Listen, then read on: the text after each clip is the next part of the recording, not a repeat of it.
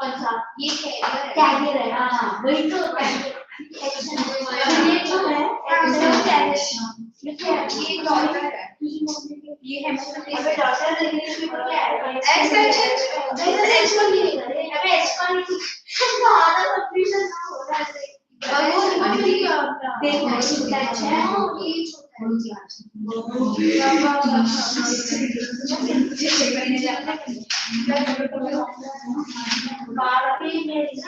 और male of springs एक mail का एक्स होता है अरे बड़ा है तो फिर हेमोफिलिक सन नॉर्मल एक नॉर्मल मेल है एक haemophilic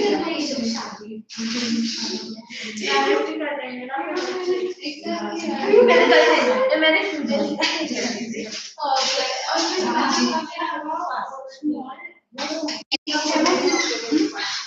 What about this side?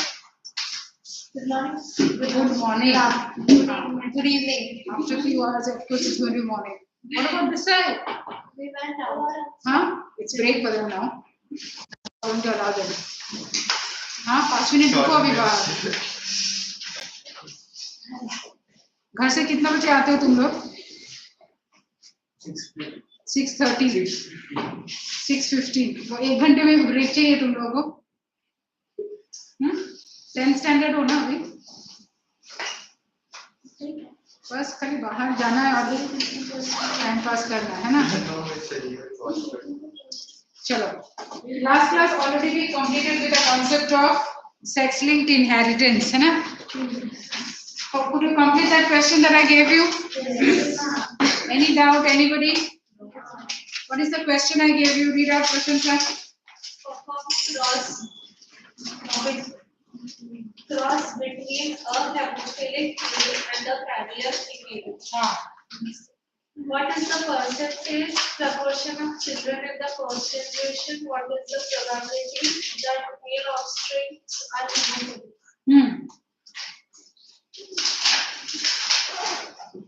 Answer क्या है? What is the percentage probability of children suffering from 50%? Male offsprings I gave you or only children I gave you? Children are hemophilic. So male I gave you 25%. Probability of male children I gave you. Male offsprings I gave you कि उनमें children male offspring suffering. तो male offspring suffering का क्या proportion होगा? 1/4 या तो 25%. हाँ? 1/4. 1/4 means 25% ना? Because we are talking about 4 offsprings at a time. So 4 offsprings में से one is having the chance. Out of 4 children, one child may have a chance. So that's why we are writing 25%. Is that clear? Yes. Now, next is we are trying to understand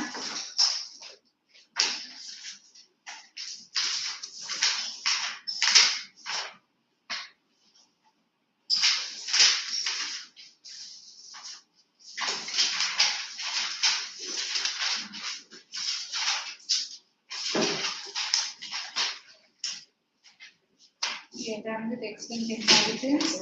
Before we move on to Mendel's laws, we'll try to look into a concept of autosomal inheritance also. Let us see one example.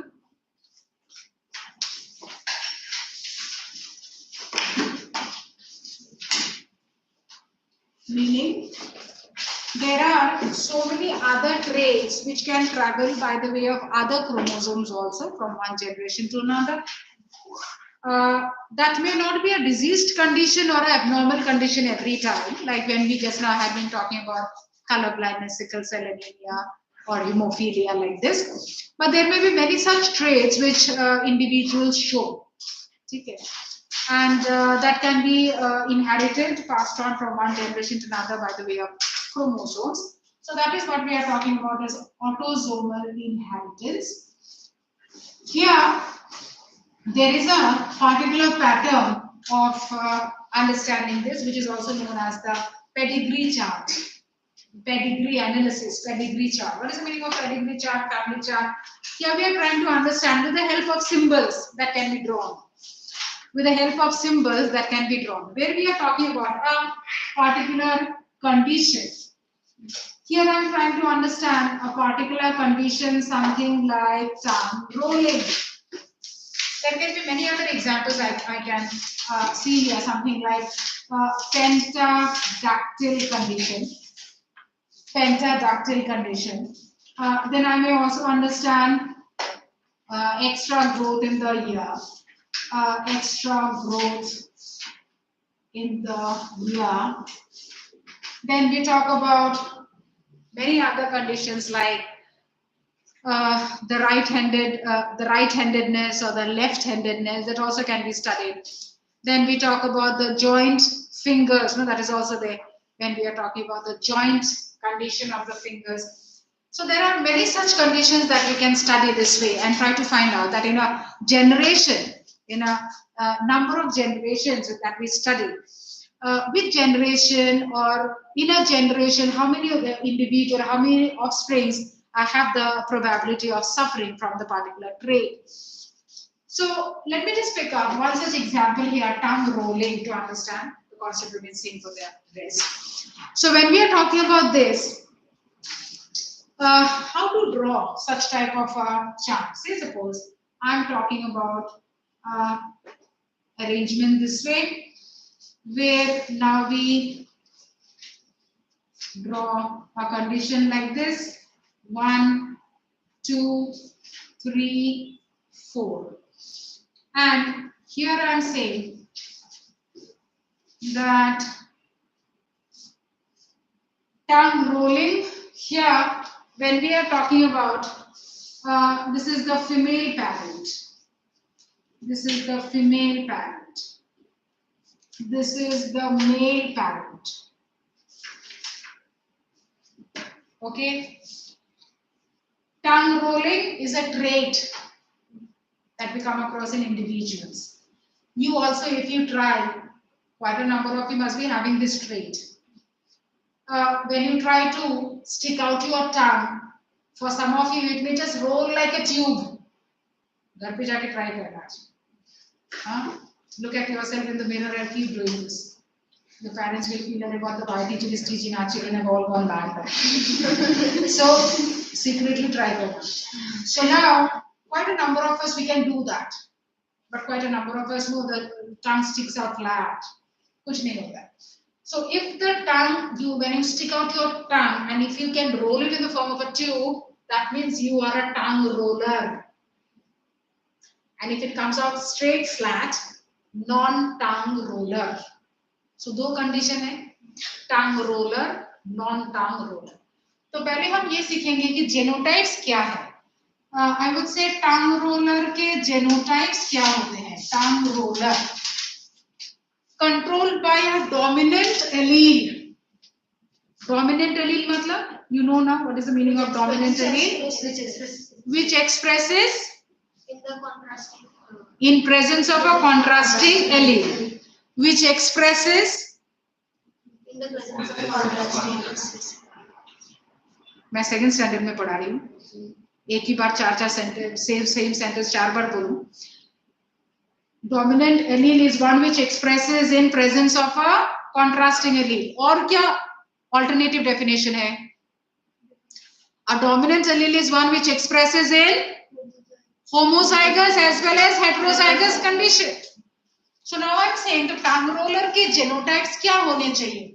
A person who is a tongue roller can be this way. A person who is a tongue roller can be this way. Where I am understanding that capital R is the allele which is responsible for tongue rolling. Capital R is the allele which is responsible for tongue rolling. So people who are tongue rollers, they can have either of these genotypes. So non-tongue roller के क्या genotype होंगे? Non-tongue rolling or non-tongue rollers. What will be the genotype? This and this. So people who are non-tongue rollers will have this type of a genotype. है कि नहीं? So now, in this concept, we try to understand that What does this indicate? Female. Not showing the trait that we are studying. Not showing the trait that we are studying. So here we are trying to understand the trait tongue roller. Then in that case, what should the genotype be? Small. Tongue roller. No, not showing the trait, I said. Non-tongue rollers. Small. Male non-tongue rollers. Okay. Or else, let me just show you this way. So now the rest of the cross we can do. So if I'm saying that here, when I'm talking about, I'm shading this box, male and female, how do you designate? Female you designate with a circle, male you designate with a rectangle.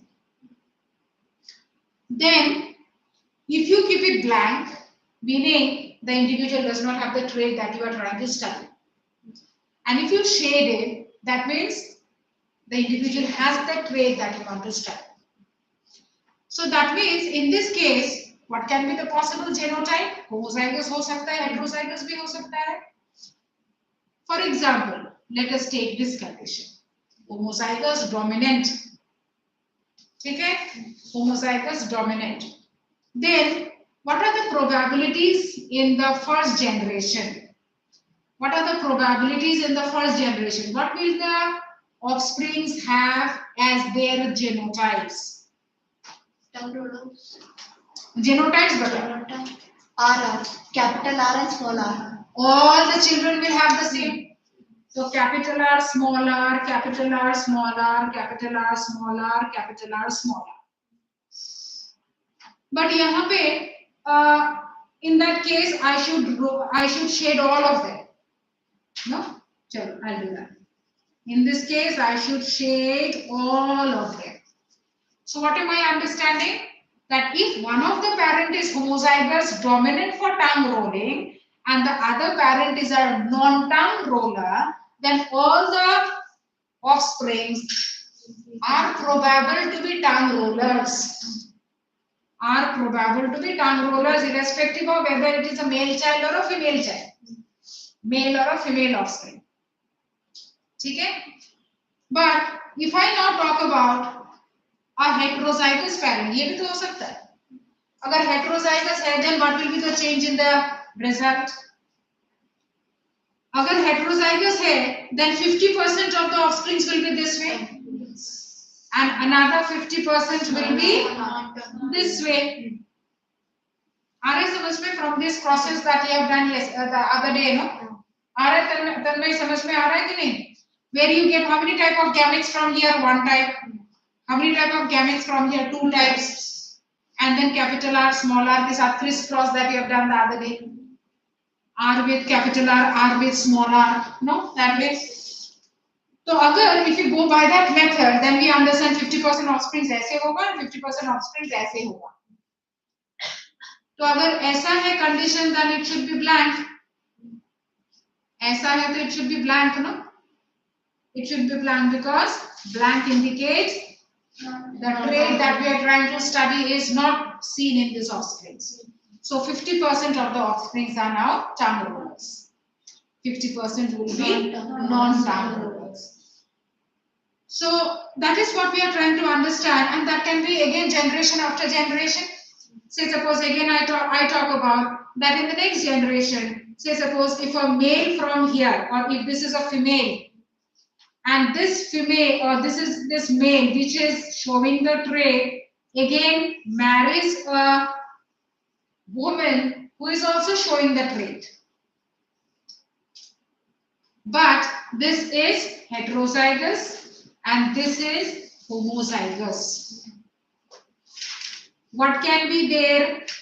We generally show this way to show the union. What will be there? Offsprings, and what percentage of offsprings will show tongue rolling and non-tongue rolling? Work out and tell me. इसके बाद ये extension show me. I'll give you 2 minutes to find out rough करके मुझे फटाफट अभी बताओ what should the answer be. इतना तक you had already understood all of it. If I choose a male and a female, female is homozygous, male is heterozygous, then what should their offspring be?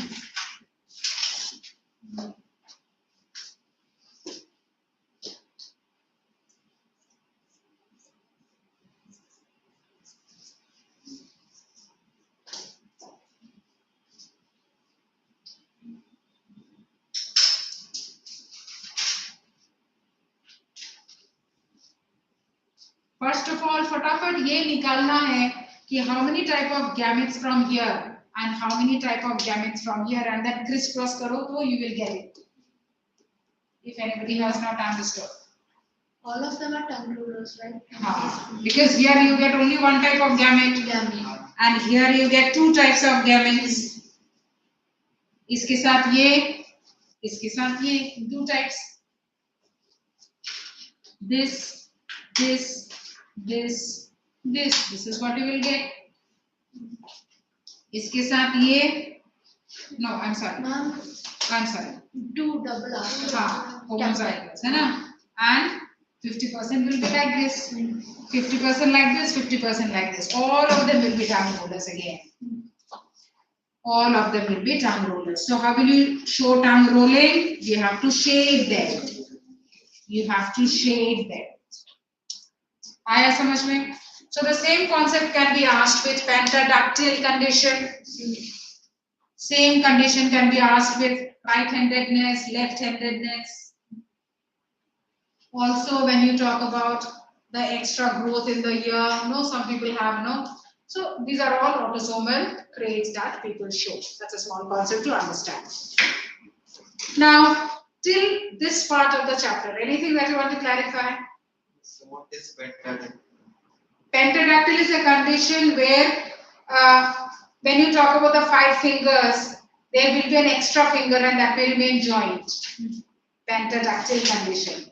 Quite a number of times you come across same 5 fingers. These are all a little bit abnormalities also. Extra finger will be there, or there may be 2 fingers which are joint. So that way also it is possible that people may have.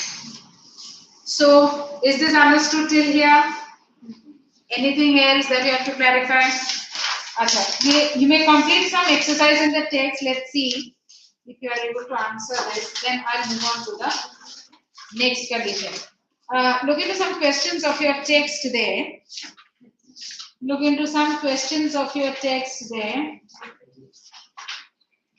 Question number 4. Start writing in the notebook. Question number 4. Could you see D? Descriptive type. Could you see that? D descriptive type. Huh?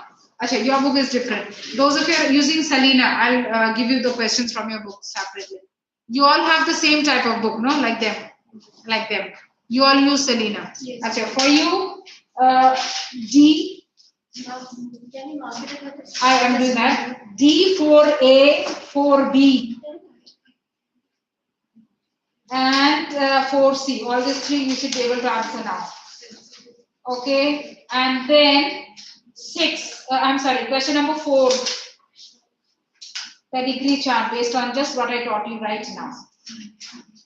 Okay. Chalo, complete this 3 only. Extra questions I'll give you once I complete the chapter. This is the other book. Yes. All of you same book, no? Yes. Asha, let me see this side.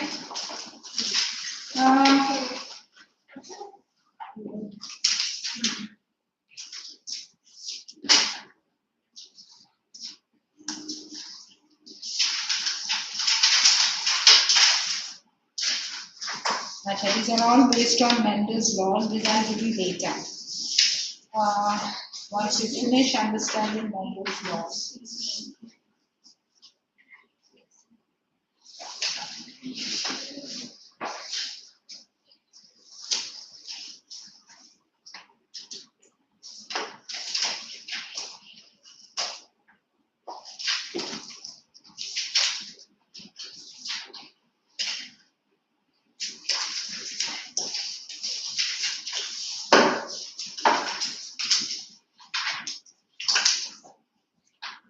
Page number 29. Page number 29.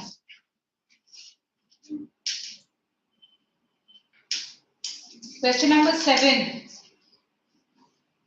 Question number 8.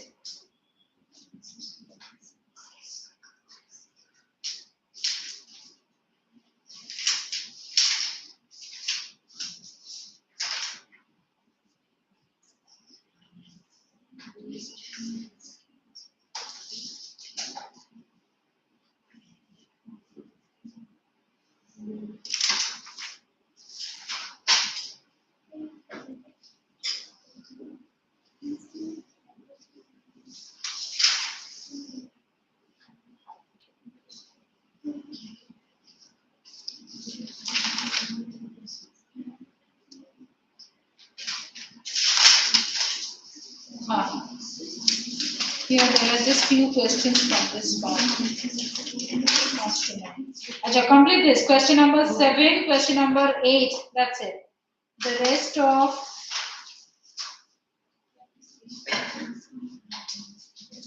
and number 3. Number 3 also, of course, it's a mixed question. Never mind. Number 7 and 8 pehle karo.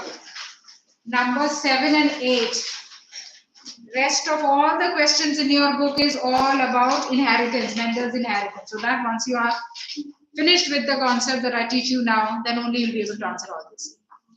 These are just elementary concepts. I'll give you enough questions from this part. The more you solve questions, you'll be able to understand how much you know the chapter.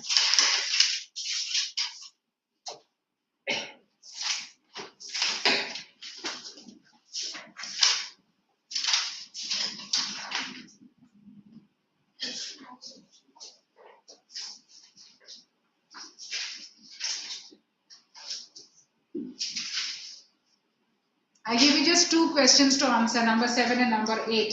See if you are able to answer these questions. I'll ask randomly some of you. You will be telling me the answers.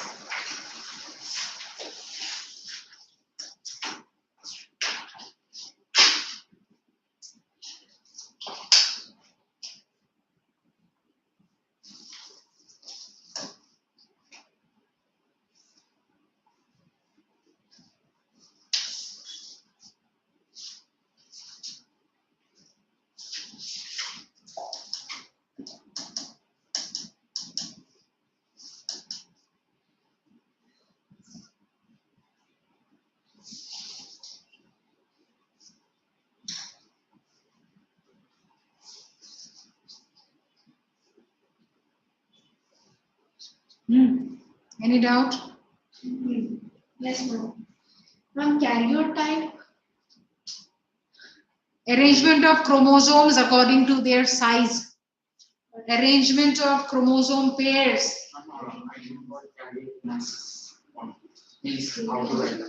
Karyokinesis. Arrangement of chromosomes. Arrangement of chromosome pairs according to their size. Karyokinesis अभी इस chapter में नहीं है, ये karyotype है. आया समझ में? Karyokinesis तो सेल डिवीजन वाले चैप्टर में था. Nucleus divides. The sequence of nuclear division, that is called karyokinesis. And now this is karyotype. Arrangement of chromosome pairs, homologous pairs of chromosomes. Arrangement of homologous pairs of chromosomes according to their size. Actually, though, हमारे cell में they are not arranged. See there in your book, there is a picture also there. Could you see that? In your book also there is a picture about the karyotype. और आगे जाओ. That is called karyotype. देखा? देखा? So that is called karyotype. So karyotype क्या है? Actually, in our cells, the arrangements are not so organized this way. No, it's all randomly arranged. But that is just pictorial expression. That has been done manually. Pictures laga ke, no. So that's a type of a experiment also in the higher sections where it is done according to the size. biggest to smallest, they are arranged like this. So that pictorial arrangement, that is what is called karyotype.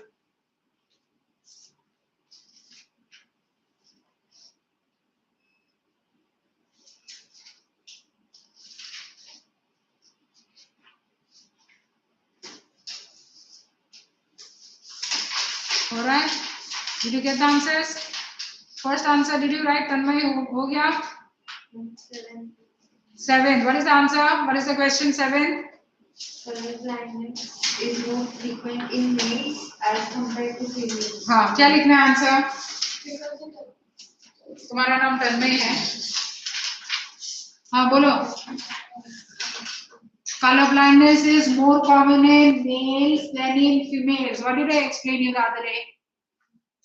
They don't have extra chromosomes. Because males have only one X chromosome where the recessive allele is present. Because males have only one X chromosome, and if the recessive allele is present,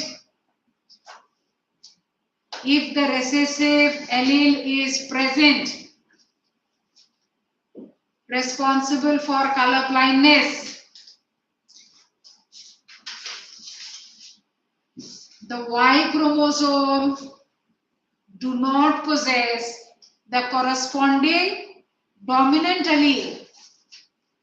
The Y chromosome does not possess the corresponding dominant allele.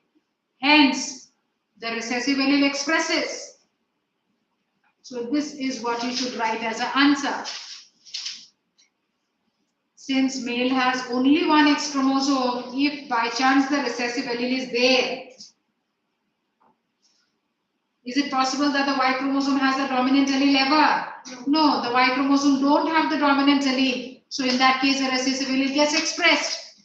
But if it is a female where in one X chromosome the recessive allele is there, then in majority of the cases, the other X chromosome has the dominant allele which will subside this recessive allele. So this concept you are supposed to write down.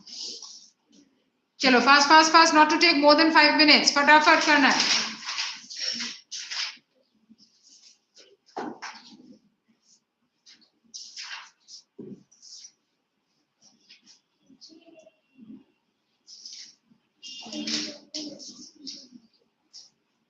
What is the other question? Huh? For this book you got both the answers? No, this one I got a few. Ah, okay, good. What is the other question? Nihali. What is meant by sex-linked inheritance? Give you examples. What is meant by sex-linked inheritance? Inheritance of genes present on X chromosome. Inheritance of genes by the way of X chromosome, generation after generation. So inheritance of certain genes, generation after generation, by the way of X chromosome. That is X-linked or sex-linked inheritance. What examples can you give? Color blindness, hemophilia, sickle cell anemia, all these are examples. Okay, color blindness, hemophilia, already the other day we have that.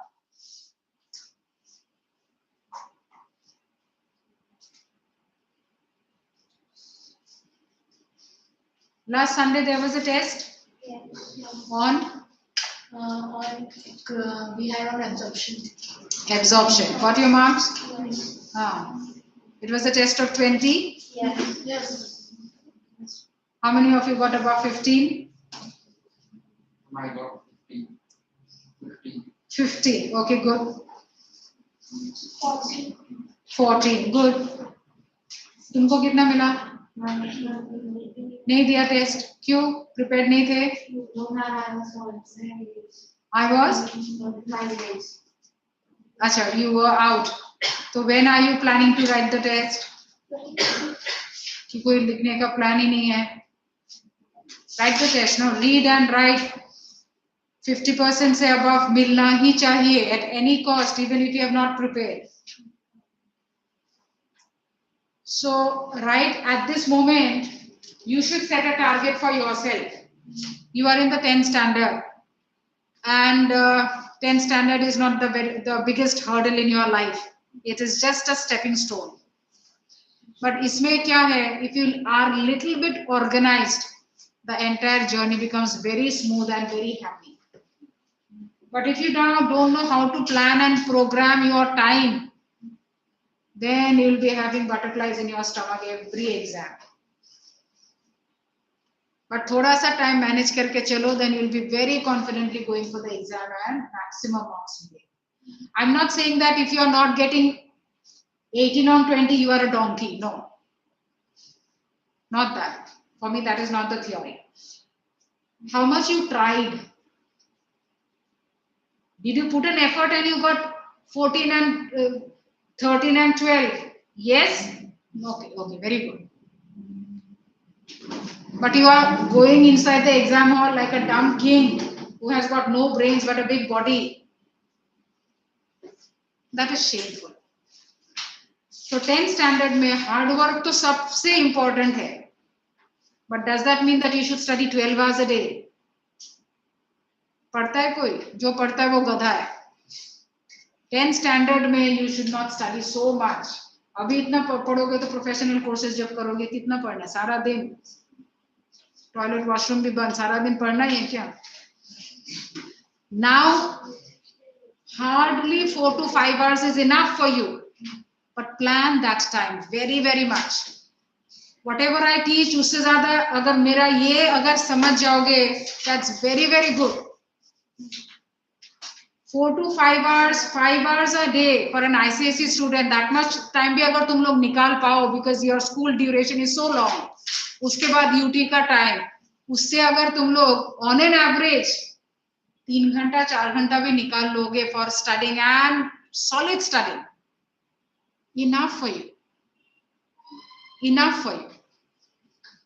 But when you study, please, that's a request from our end, don't waste your time. जब पढ़ने बैठो, seriously make it a point, I have to learn and I have to understand. Why am I telling you this is, for how many months am I teaching you here? 3. Almost 3 months now. Till date, I have not got any genuine doubts from your end. ये मुझे काफी surprising लग रहा है. 10th standard students should have enough doubts, और doubts कभी आएगा? When you really study. When you really study, तभी जाके अरे ये ऐसा क्यों है? Because other years, other batches ऐसे नहीं होते. तुम लोग कुछ ज्यादा ही अच्छे बच्चे हो. The moment we enter the classroom, they will have hundreds of अरे मैम ये कैसा है मैम वो अरे इस बैच में तो कोई कुछ पूछता ही नहीं, तो ये काफी थोड़ा सा अलग लग रहा है. Study, seriously study. ये समझ के पढ़ो कि कल एग्जाम है. If you think आराम से वही virtual mode में कि अरे चलो अभी भी टाइम है. No, you should study वो feeling लेके कि कल ही एग्जाम है. But that does not mean कि पूरा रात के 3 बजे तक पढ़ो. No, make it a habit at all. Proper sleep. This machine should work the best, or will work the best when you give rest to this machine. Otherwise, you read till 3 o'clock in the morning thinking that अभी तो मुझे 99 मिलने से कोई नहीं रोक सकता. You go to the exam hall, सब भूल गए. 40 मिलना भी मुश्किल होता है कभी-कभी students. So you have to plan your day. हर दिन something you have to finish understanding. एक दिन भी ऐसा गया where you have not studied and you have not learned anything, don't go to sleep. ये determination से चलोगे ना, nobody can stop you from getting 97-98%. And make it a habit. For 12th में भी आराम से तुमको very smooth your journey will be. Every day make it a point कि आज मुझे कुछ सीख के complete करके confident होके, that will hardly take 1 hour. Maths है, केमिस्ट्री है, बायोलॉजी है, जो भी है, एक टॉपिक अच्छी तरह से मुझे कंप्लीट करना ही है. बट ऐसा भी नहीं कि नहीं हुआ तो चलो रात के 3 बजे तक. No, do it tomorrow. तो एग्जाम के पहले कोई स्ट्रेस नहीं है. Okay, So make that as a habit. And from the next test, don't think ever कि UT का test, because students take this for granted, अरे ये कौन सा मेरा internal assessment में लगने वाला है. Every test, you are satisfied. मुझे कितना आता है? Marks add होना है, नहीं होना. As I said, if you work hard and you are getting 12 and 14, I appreciate that. But many students, we also have many students who would apply unfair means, यहाँ पे भी, and then they are getting 18, 19, but when you ask them anything in the class, they're as good as a donkey. कुछ नहीं आता. तो वो 20 on 20 and that 19 on 20 has no meaning. Very fair to yourself. मैंने ये पढ़ के आया है और मैंने ये पढ़ा है. I have understood and I should get the maximum marks. Always be very fair to yourself. Okay, चलिए, done. हो गया? All of you are done with this? Anything to ask? Anything to ask? हो गया? Correct. Complete last 1 minute I give you. Complete your work.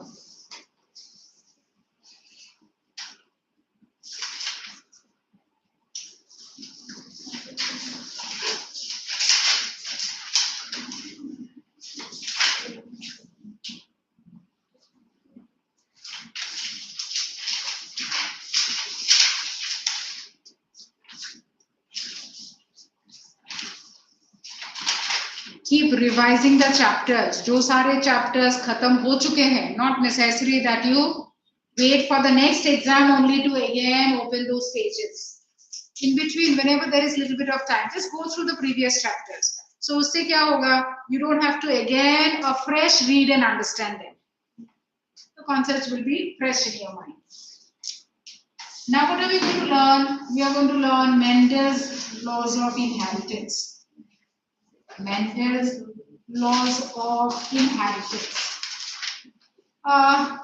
Here we are going to learn certain theories for the entire process of inheritance. You know what is inheritance? Inheritance means passing over of the characters or the traits from one generation to another. Now here, when we are talking about Gregor Johann Mendel, Gregor Johann Mendel. Who was he? He was a monk actually. He was a monk, and he had been observing certain plants in his monastery, and he found it quite interesting that generally whenever you talk about a plant, the flowers are all of the same color, the shape of the leaves are the same, the height of the plant is the same. But there are exceptional plants where he saw that this particular type of a plant, which plant we are talking about? We are talking about the garden pea. Garden pea, biologically known as Pisum sativa. Biologically known as Pisum sativa. Now this plant, he observed that they had contrasting traits. Sometimes the plants are tall, sometimes the plants are short, dwarf. Sometimes the flowers are white, sometimes the flowers are purple. Sometimes the leaves have got a type of an arrangement, sometimes a different type of an arrangement. Sometimes the seeds have one type of a color, yellow, sometimes they are green. So this way, he noticed that every time the plants did not show the same type of traits. On top of that, this type of plants had a very short lifespan. A short lifespan. So he started developing some interest in these plants. Today we learn about Mendel as a great scientist and a great botanist, but he was not that by his professionally right from the beginning, I should say. He was just a simple monk, and he had been observing this in certain plants like the garden pea. And then he started understanding and developing the method or knowing the method of growing plants. And when he started understanding the correct method of growing plants, breeding plants, and he was successful in establishing so many theories which still hold true today, and quite a number of these concepts are applicable even to the human population and other animals. So see here, that's just a matter of his interest and his engrossment in a particular thing that turned him from a simple monk to a famous scientist. So now when we are talking about this, what did he do? He had developed interest in this type of plants and he started breeding these plants on his own. And every generation he used to observe certain special features in these plants, and which ultimately drove him develop certain theories on this. Now the reason is that why was he successful in breeding these type of plants? Perhaps in his monastery there must be other different plants also. No? Why was he not successful? Because maybe those plants did not have a short lifespan. Now, why am I constantly talking about the short lifespan? If a plant, a type of a plant has got short lifespan, then the process of breeding becomes easier because you can see many generations in a short period of time. Did we ever hear experiments happening on the banyan tree? No, because the banyan would live much more than human. No, so getting results from a banyan tree, it's difficult. So plants which have got long lifespan, no, it's not possible that we experiment on them. So plants which are having short lifespan, on top of that contrasting traits, on top of that they are self-pollinating as well as can be cross-pollinated. Now you understand what is the meaning of self-pollination? Yaad hai? Kya hai? What is the meaning of self-pollination? When the male cabbage fused with the female cabbage of the same plant. When in the same plant, in the same flower, the process of pollination is successful. Self-pollination.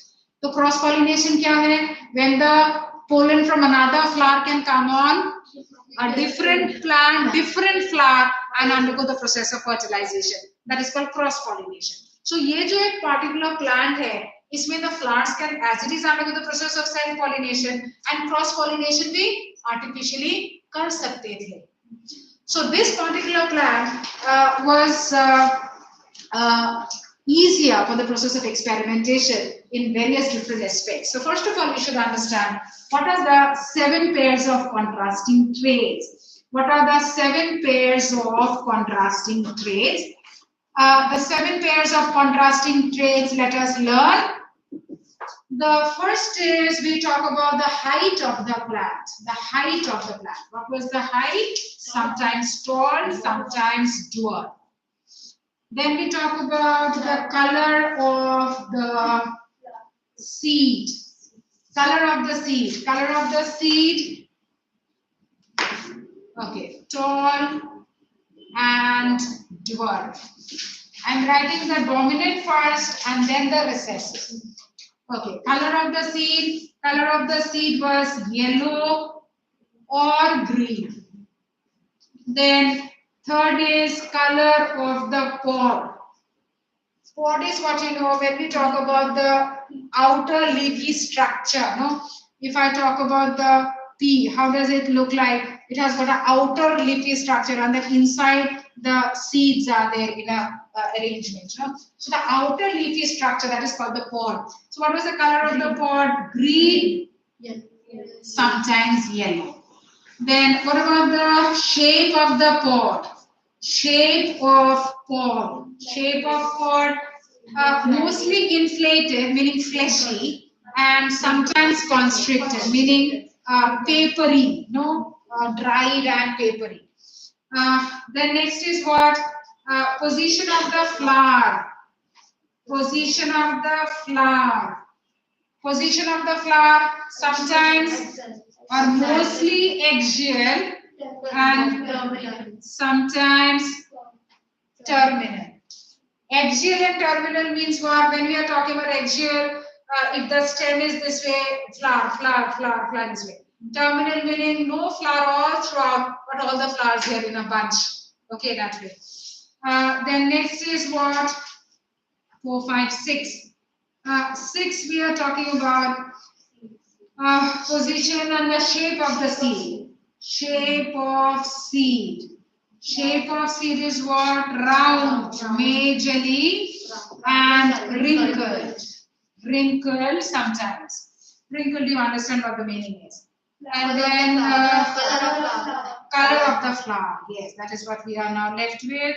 Color of flower. Color of the flower mostly purple and sometimes white.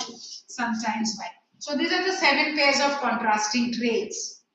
When you get questions in your paper, based on what the trait is, we generally select a letter to designate the genotype.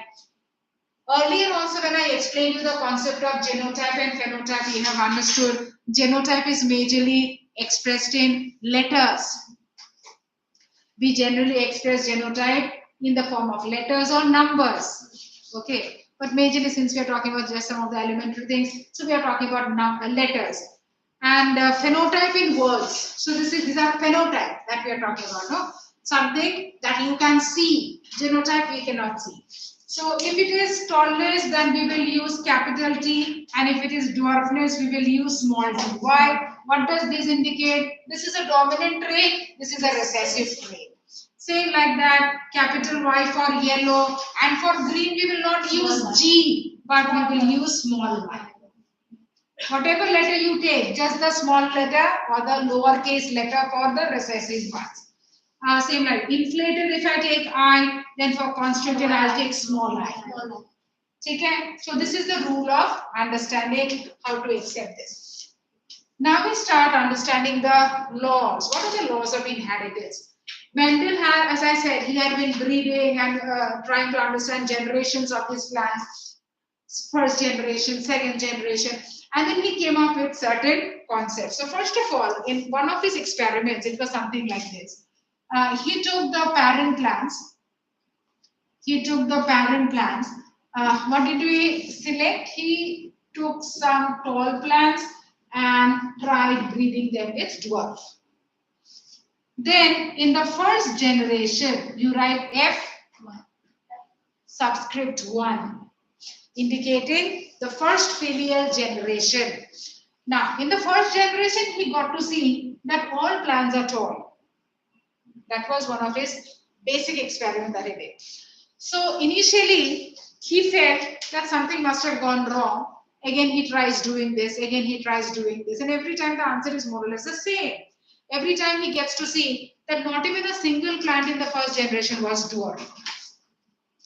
Then he tried the same type of breeding with some other characters. And every time he saw, whenever he selected the yellow and the green, all plants have got yellow seed. Whenever he selected the axial and terminal, all plants showed axial flowers. Then he was more or less convinced that no, that must be a logic behind it. And then he understood that at that time he used to, or in his descriptions, always we come across the word factor being mentioned, factors. So he said that this particular plant must be having a factor, this particular plant must be having a factor. When we talk about Mendel's concepts, the classical concept, he never describes anything about genes. The concept of giving the letters and talking about genes came much later. So at that time he said that there must be a factor in this type of plants, of course, which got transferred to the next generation. Then what about the factor of these plants? Did not it get transferred to the next generation? That also must have got transferred. Then why did this factor remain suppressed? Or why don't we get to see this factor? Meaning, this concept of writing T and small t had come much later when Mendel's work already got published also. When some other biologist had added and introduced new concept, and then the concept of naming them and telling them that these are genes which are there in the chromosomes and DNA, something like that. But if you read the classical concept of Mendel, he had described this way, that the factor of one plant must have come into the next generation plant, because you are talking about breeding of two plants. If factor of one comes, what about the factor of the other? The other also must be there. So much later, these concepts have been explained this way, that allele of one plant expresses here. Why does the allele of the other does not express? So that was his query at that time. So that more or less remained unsolved for a long time, and he himself could not find any answer. His contemporaries, biologists or scientists at that period of time who were working, They also had no answer to this, and they were not understanding that how is it possible when you cross two contrasting plants, the first generation shows only one trait. Baki trait kahan gaya? What about the other trait? The other trait never gets expressed. Then what he did, then what did they do is, he started crossing the same plants of the same generation. Meaning, by crossing this, he must have got 50 plants here. Then he just picks up two random plants and he then started crossing them. When he did this, in the second generation, he found 75% plants were tall and 25% plants were dwarf now. So now he was solved with his question. He already got his answer. क्योंकि यही वो ढूंढ रहे थे कि ये वाले जो फर्स्ट जनरेशन में एक भी dwarf plant क्यों नहीं है? That is what his question for a long time was. Then, at one particular period of time, he thought of doing this particular type of breeding, and he started breeding the plants of the first generation. अब जब इन्होंने ये किया, then he observed that never mind in a small number, but some plants were dwarf. So now he is very much convinced that ये जो trait है और जो भी factor है must have come here, but कोई एक reason के लिए it did not get expressed, and now it expresses in the next generation. And now it expresses in the next generation, and then started the concept of working out the theory in the concept of chromosomes and genes and alleles. And not only Wendell at that time, his other contemporary biologists also had put in a lot of concepts there. And that is how today, in a systematic way, today we understand what must have happened and what is the concept of genes and alleles. Then how do we write it? Now, today we are very much clear about the concept that what must have happened and why these answers. So, first of all, he said that when a tall plant is crossed with a dwarf plant, breeding, this particular tall plant must be having in a pair of chromosome, this particular tall plant, look into the cells, they must be having a pair of chromosome जहां पे दोनों chromosome में same allele ऐसे होता होगा. And this type of plant, look into the cells, in any of their pair of chromosome, they must be having a set of pair of alleles, something like this. Then, when it is the time of fertilization, you are allowing this plant to breed with this plant. तो क्या होता होगा? The process of pollination and all these things come. Then the process of pollination and fertilization say this particular plant, how many type of gametes this particular plant must have given rise to? Only one type. How many type of gametes this plant must have given rise to? Only one type. And hence these two gametes, when they come together, the new plant, check the cells of the plant. The pair of chromosome now should be having something like this. Something like this. So this has been much later put forward. This must be the chromosome conditions. This must be the pair of alleles. And that is how the answer that they have been able to justify.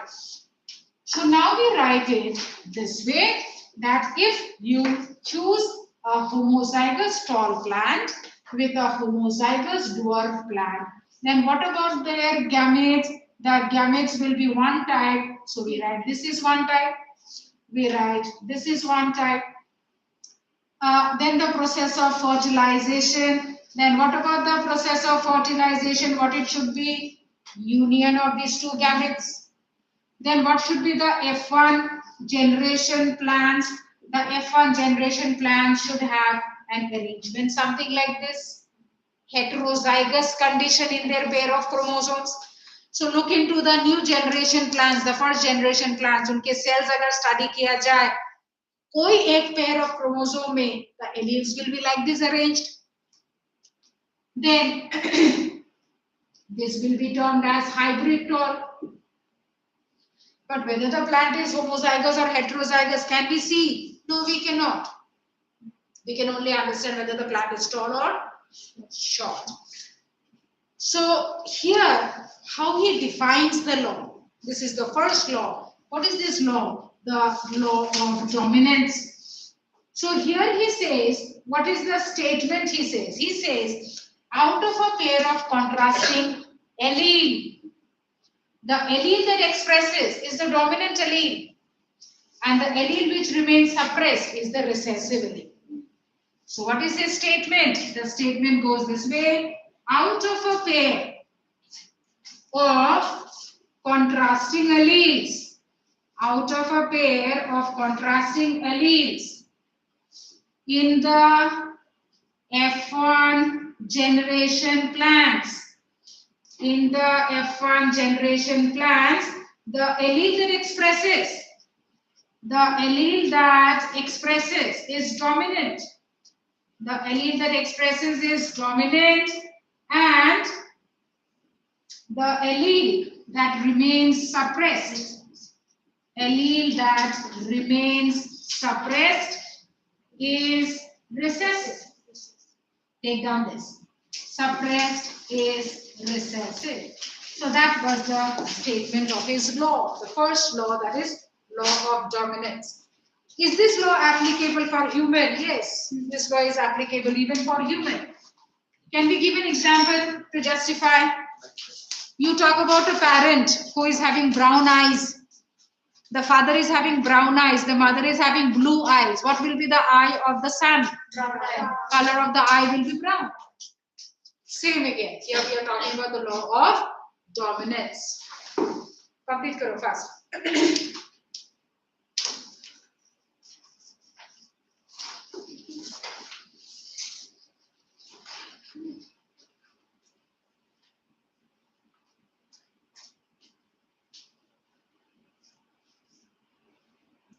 ये जो cross exactly जैसे मैंने लिखा है वैसे ही लिखना है.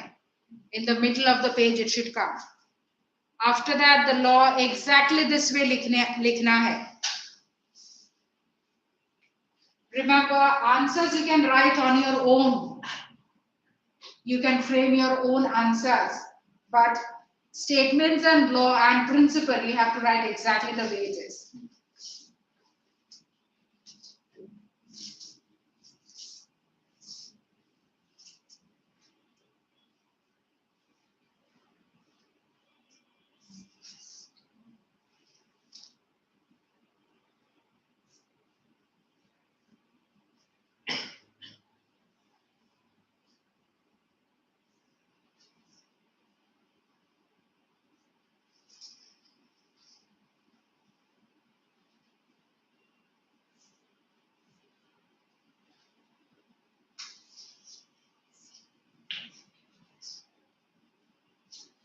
तन्मय आया समझ में? Prashansa, is that okay? Any doubt, anybody?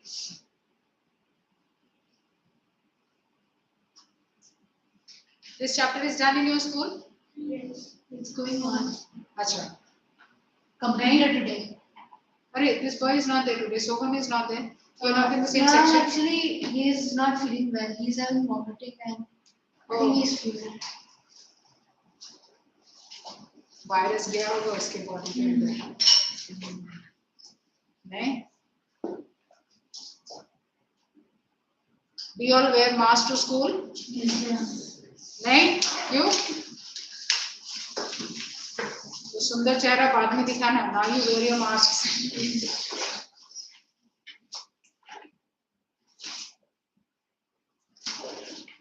Done? Understood this? The first law, law of dominance. So next day we are going to learn law of segregation, law of independent assortment.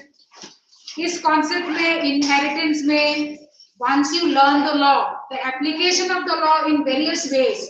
See, you have book full of questions. Once you understand the law, applying them in the proper way, that is very important in genetics.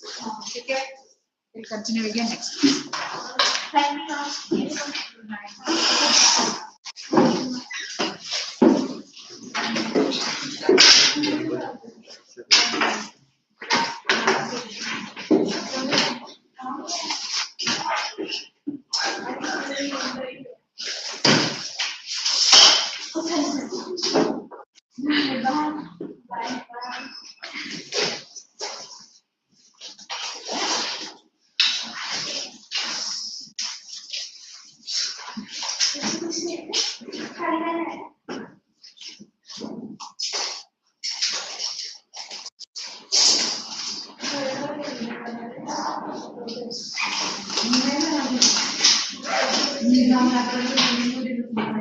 ते मला phone करून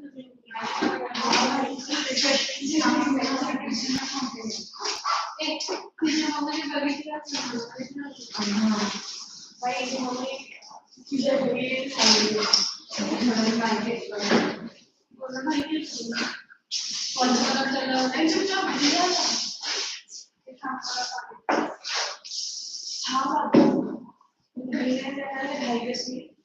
तुझी mummy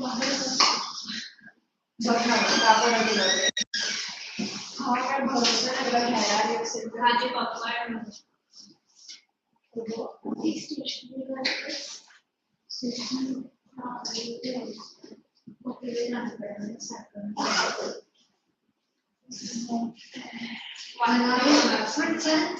असं वाटतं